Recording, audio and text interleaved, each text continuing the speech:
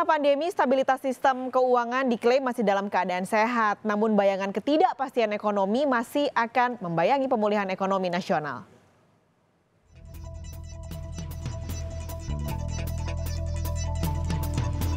Rapat Dewan Gubernur atau RDG Bank Indonesia pada 12 sampai 13 Oktober 2020 memutuskan untuk mempertahankan BI 7-day reverse repo rate atau bunga acuan di titik 4%.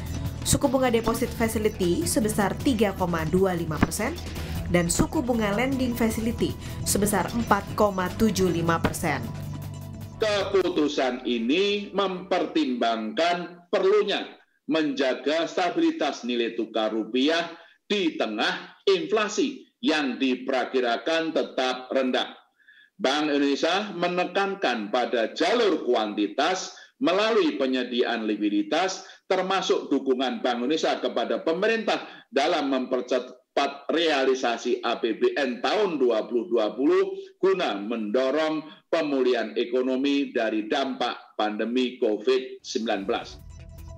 Bank Indonesia juga menempuh 5 kebijakan lain, yaitu melanjutkan kebijakan stabilisasi nilai tukar rupiah, memperkuat strategi operasi moneter, mempercepat langkah-langkah pendalaman pasar uang dan pasar valuta asing melalui electronic trading platform dan central counterparty. 4.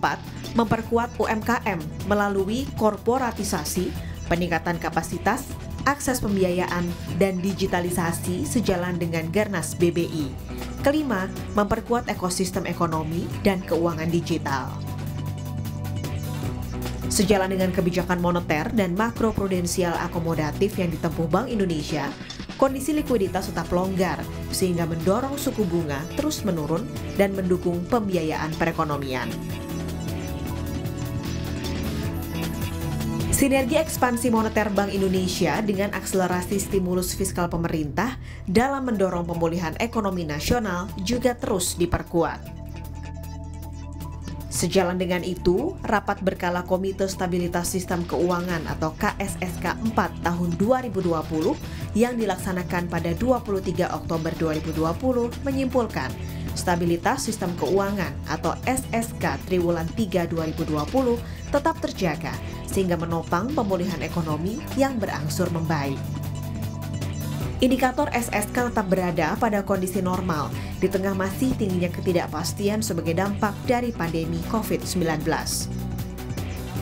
Bank Indonesia, Kementerian Keuangan, OJK, dan LPS dalam wadah KSSK akan memperkuat koordinasi kebijakan untuk menjaga SSK dan pemulihan ekonomi nasional.